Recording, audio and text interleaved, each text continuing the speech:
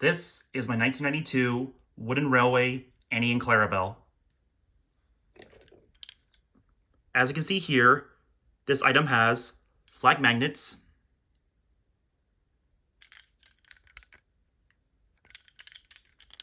staples on the bottom, and there are no dates on the wheels, and I apologize for the bad camera.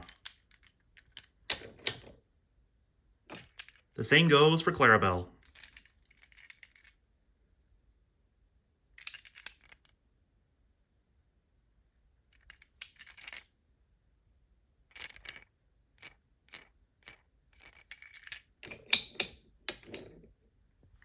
I find it very interesting that these versions of Annie and Clarabel have Clarabel facing forwards instead of backwards, when normally in most merchandise and in the TV series, Clarabel's facing backwards and not forwards. I also really love how accurate and spot on Annie and Clarabel's faces are here to the TV series. I also really love how I finally have the 1992 versions of Thomas's faithful coaches, and hopefully I'll have a 1992 Thomas to go along with them to create the branch line trio. Hopefully someday.